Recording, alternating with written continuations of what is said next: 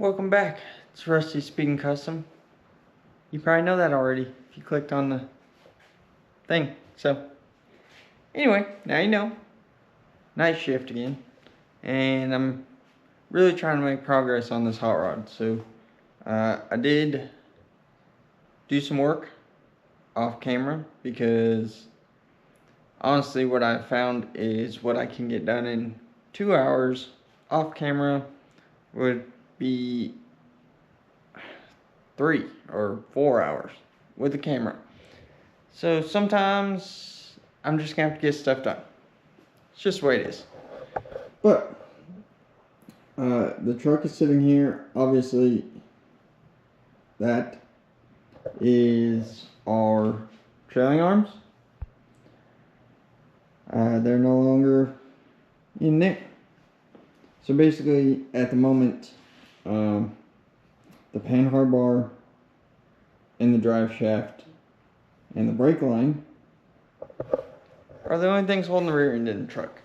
And come to find out that brake line is crumbling to pieces. So I ordered a new one of those today because, you know, I don't necessarily need brakes, but they're nice to have.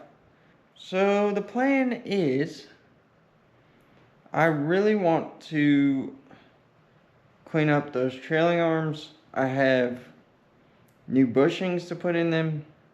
I've said it in a bunch of other videos. I have a trailing arm cross member to go in this thing. So all this stuff had to come out anyway. The other thing I think I'm going to do, I'm going to do it. I just don't know if I'm going to do it tonight. Is the way these trailing arms are made, they're like, I don't really know, honestly. I guess they're two pieces and they're somehow sandwiched together, but there's no hardware holding them together. So I don't know. So maybe somebody can enlighten me on that process. Never really thought about that before. I don't see anything holding those two pieces together. Anyway, the correct upgrade would be to get the aftermarket ones. They actually make some pretty affordable ones now. It used to be you had to buy the high-end ones. But what I'm going to do in the meantime, because I don't have the money to do that right now, is I plan on doing a few stitch welds down this, and then near right here is where your spring sits. So I feel like that's a pretty high pressure point. And this is where your rear end bolts up, so this area and probably around the ends. To me, it seems like there's a lot of potential for deflection there. And they do sell kits to plate all of that.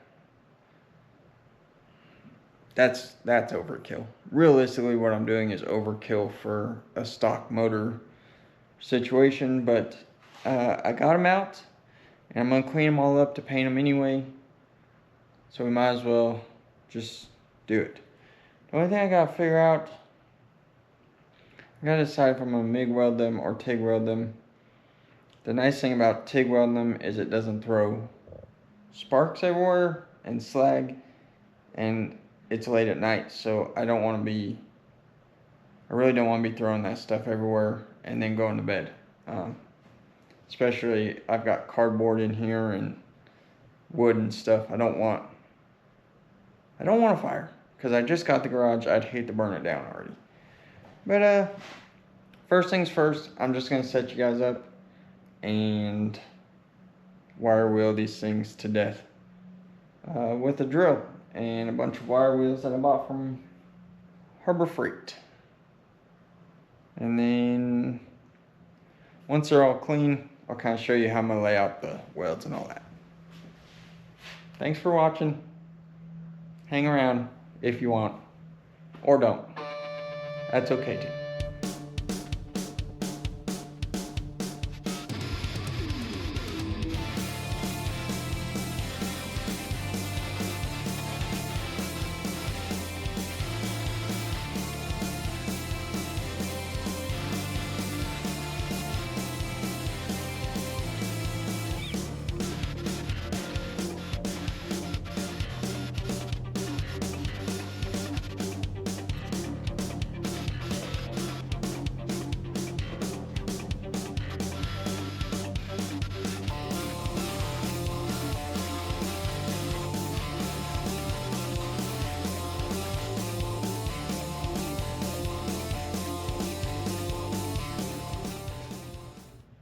Are you still with me? That was messy. We're not even close to done yet. So that's good.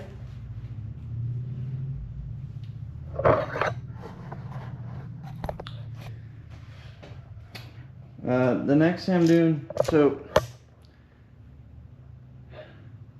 my face dirty? Probably. What I decided to do, because what I realized is, I don't know if it'll show on camera, but that's all dirt that's wedged in there. And you can actually see where these are spread apart in a couple spots. I did find rivets that hold them together, so that's how they're held together. I'm not gonna be able to TIG weld that because there's just too much garbage in there. At least the MIG welder, it'll burn through a lot. All I'm doing is just laying out stitch welds, and I'm basically just making up the size and everything. I'll show you how I'm laying it out. I decided on a 1-inch long weld.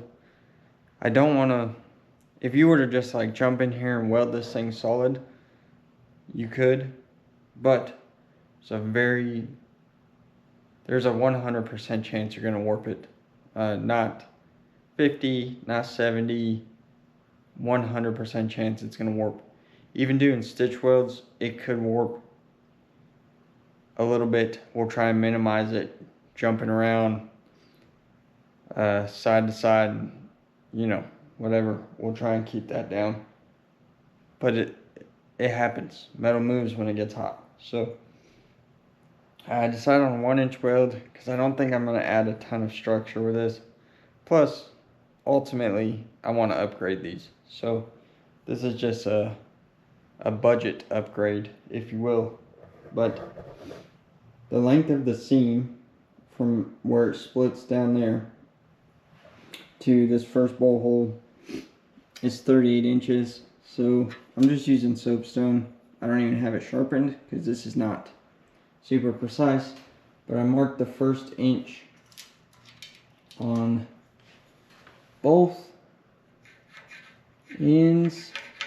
I feel like that's not in the right spot. Maybe it is. Half of 38 is going to be 19. Is that right? Yeah, I knew all along.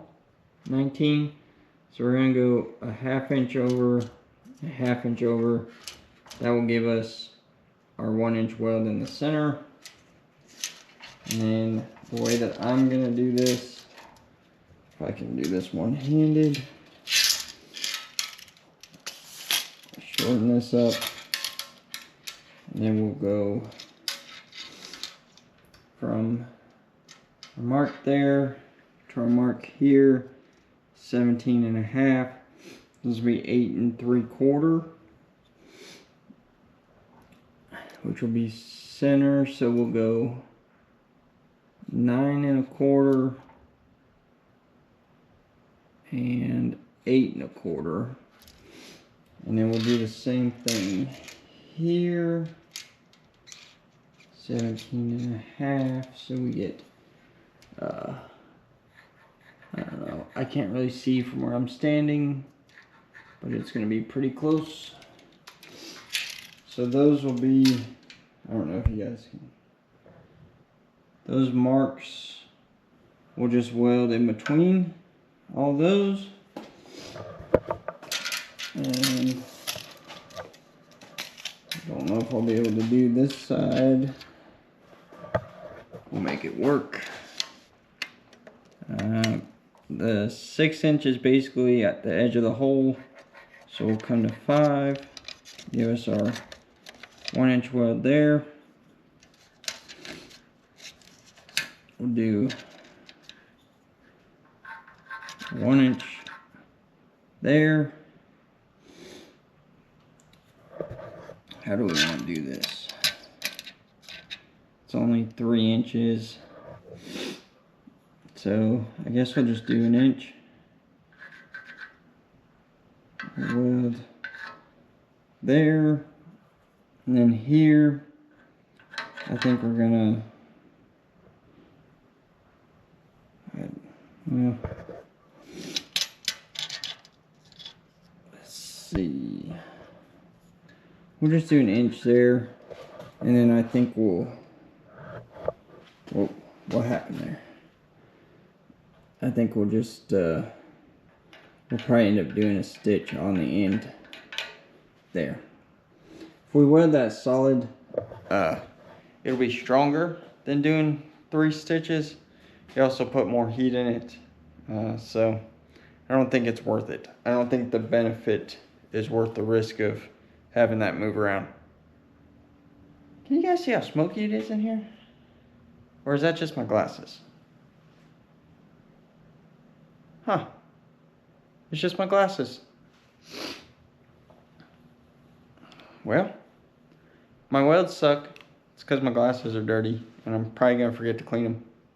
So I'm gonna get this all laid out, and also I gotta get my welder out. I want to get the welds on this so it can start cooling down, and then we'll clean the sides.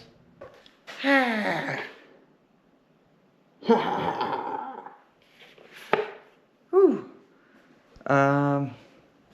Yeah, always keep a old school hood with a just a regular welding lens, because my Miller hood is dead. I did throw me a little practice bead down.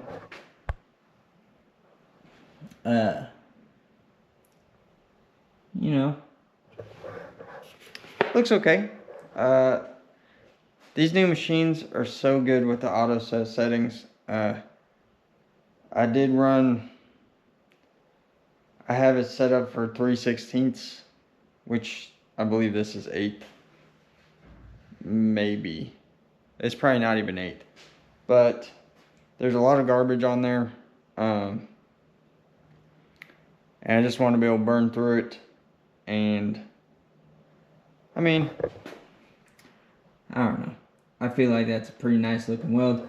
Also, I can't have it sit too high because it will screw up where the rear end sits and stuff. So now that I got all that set up, I'm gonna blast some welds on this thing. It's almost 11 o'clock. I really shouldn't be welding right now, but my wife hasn't called me pissed off yet, so I might be doing all right. Maybe.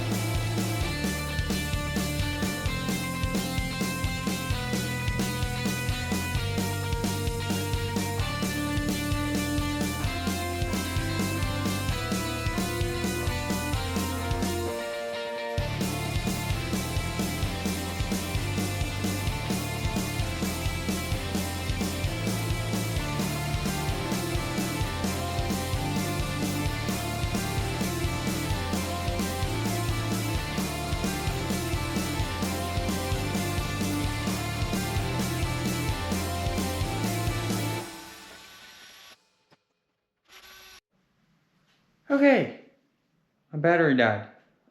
Somewhere in whatever I was working on. It's too loud to be welding out here, and it's too close to time for me to go in. so we aren't going to get the second one done. We did get this one welded.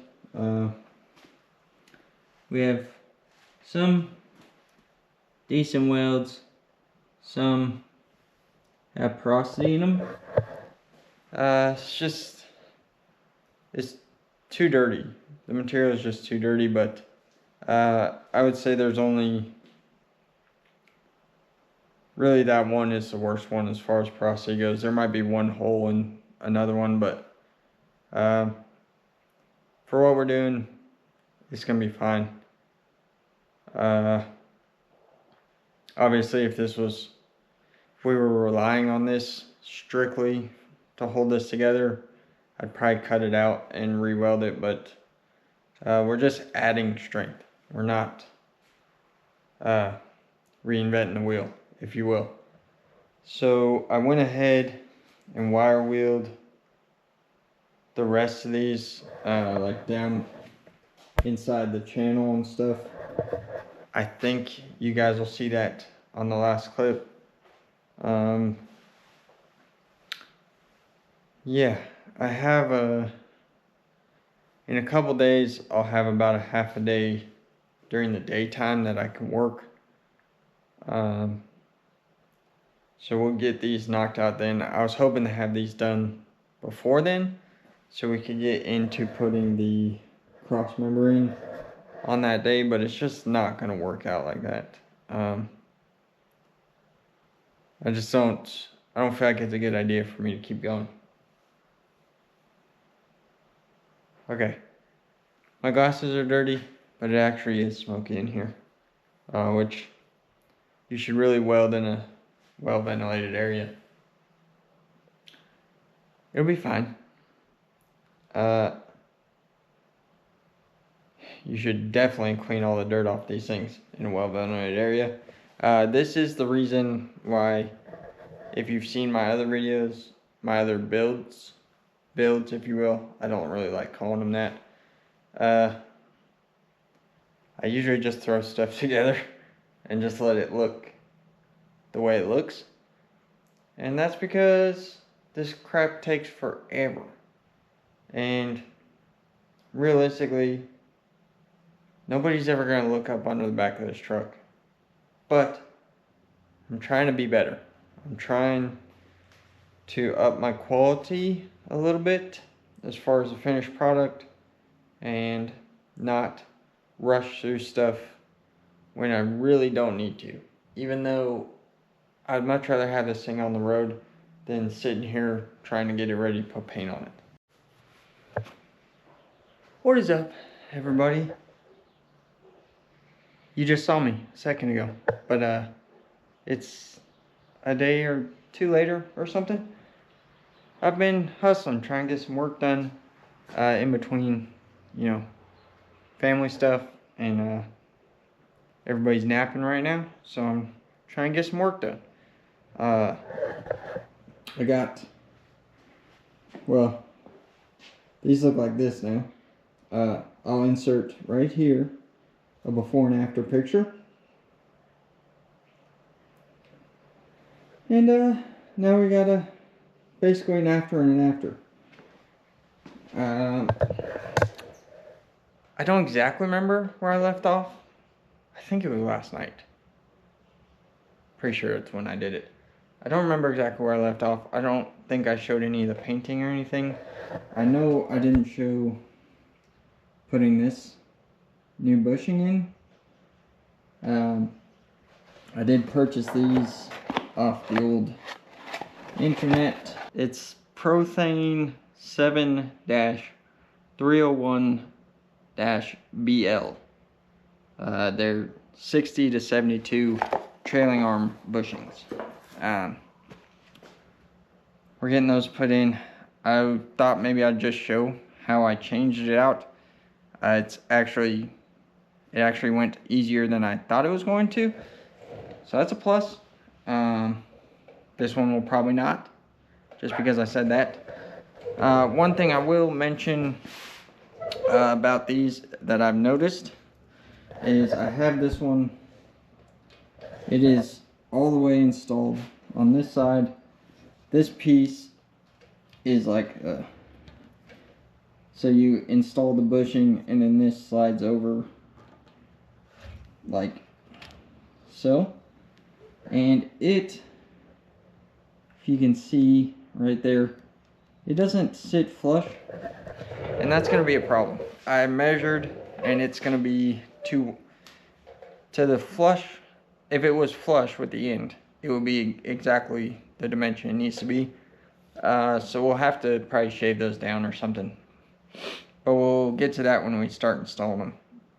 It should be fine for now. I did finish getting these welded, and obviously I threw some of my favorite Rust-Oleum Professional quality spray paint on it. So, you know, it's built by a professional basically. But yeah, I'm gonna get to getting this bushing out and show you how I did it, and then once that's done, we can wrap up this video.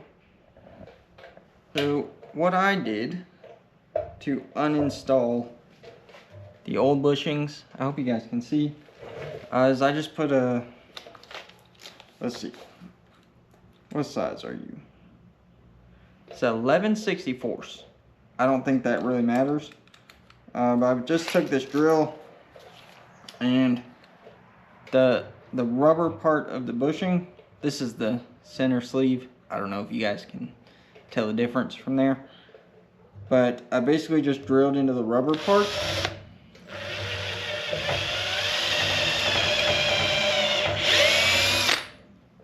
Like so, and just do that a whole bunch of times on both sides, and you'll be able to pull it apart. So now we'll speed it up for you.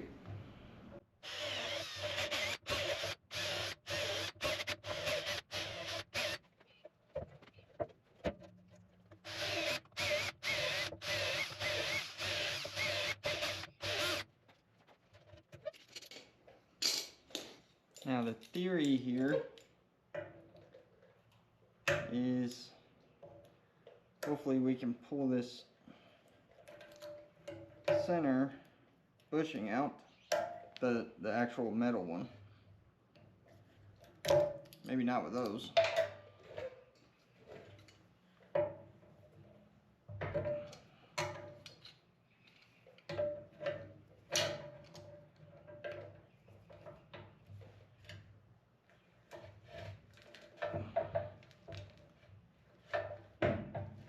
Come on.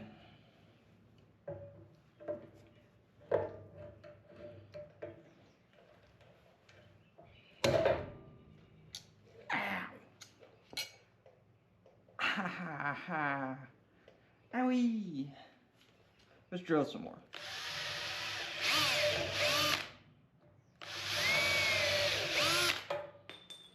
Hey.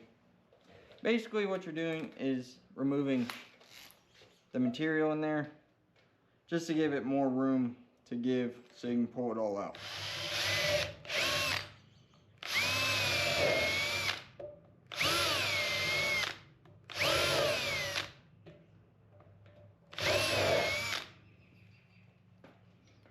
Okay. Try that again. Try not to injure myself this time.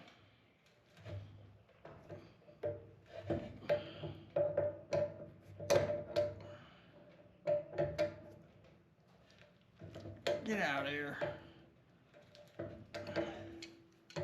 Come on, little guy. Don't be scared.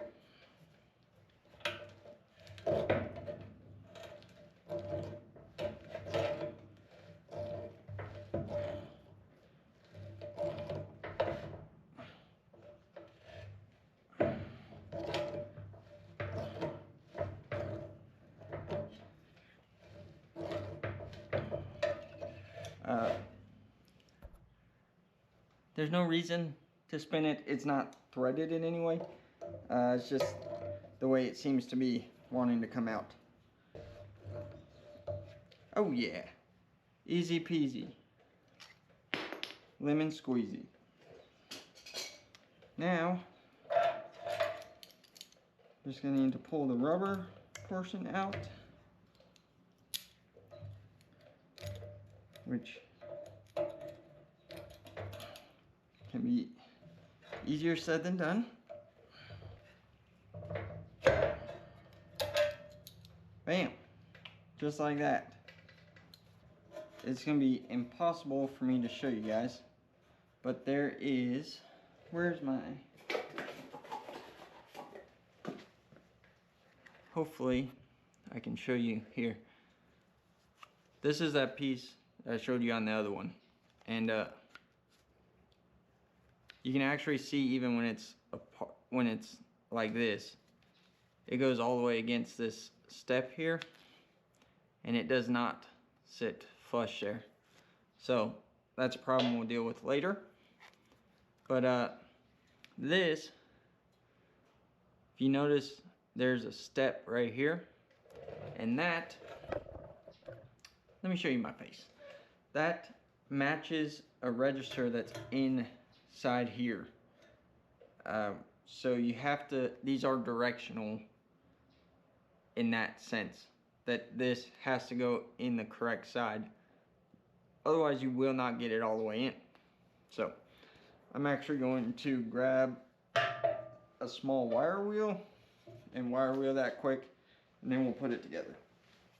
Hobo Freight sells these like multi-packs of these little wire wheels. Pretty cheap, and they're very handy. I've been using the crud out of them today and yesterday on these, try and get all this stuff ready for paint. I don't know if I mentioned it, but I wire wheeled the whole back half of the frame today while nobody was looking. So we're gonna make this hot rod pretty nice. I'm just gonna take this, the rubber that's been sitting in there for years. So I'm just trying to get that out. Or stab my finger with a wire wheel. Milwaukee, do better. Your trucks are terrible. This is silicone-based grease from CRC. It actually says it's for like brake parts and stuff. But when when we were putting the Nova together, I looked up the best grease for polyurethane bushings, and it said it had to be silicone based. So it doesn't, I don't know, some kind of science or whatever. So this crap is expensive, but luckily I found other things to use it on, so I don't feel like I totally wasted my money, even though I feel like I probably kind of did. But it's fine, everything's fine. It's only money, right? You'll make more of it eventually. So for me, can't really have too much of this stuff, I don't think. I like to put some, listen, you know by now, I'm not a professional, okay? But I like to put it at the leading edge it's gonna go in, because it's gonna naturally push itself back. I'm not afraid to throw a row in the middle, just because, you know, whatever. But slather it on there and stay over there. And these should, at least the other one, it was snug, but it's still just kind of, you could, yeah, get in there. Get in there. Oh yeah. I don't know if you guys can see. Look at that. Look at that squish right there. You see that? Ooh wee, that's nice. Anyway, weird thing to get excited about, I guess. I'm a weird guy, so it's just the way she goes. This is the metal sleeve that goes in the middle. After you put a dab of grease on it, make sure you drop it in the dirt. So then you have to clean it. Luckily, I keep rags sitting around everywhere, because I'm pretty good at making a mess. like I was saying, this is the metal sleeve that sits in the middle. We're gonna slather it up with some grease as well. Like I said, you can't really overdo grease. I mean, I guess you can if you're worried about a little extra grease hanging around, but I am not. I also am gonna put some inside the bushing towards the other end, because a lot of it is gonna push off because it's a pretty tight fit. So again, grease, grease, and more grease. Now you just slide this in here. It is a little bit of a snug fit.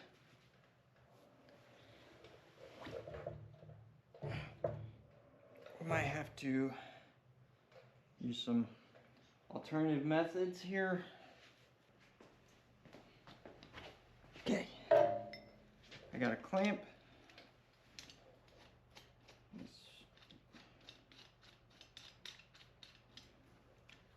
I got a couple pieces of metal. We'll put one on the bottom, one on the top. Is that going to be the perfect height? Pretty much. Nice part about these style clamps is they actually ratchet down, so you can kind of pinch them together. It works out good if you don't have, you know, multiple hands available.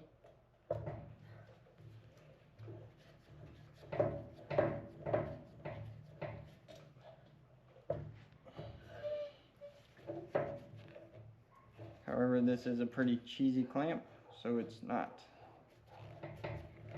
doing great, but we'll get there.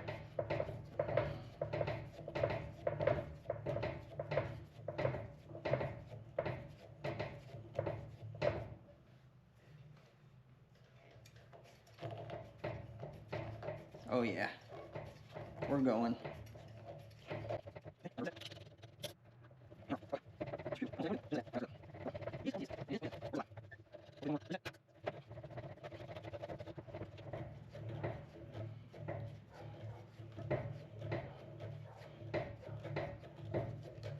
And that's it.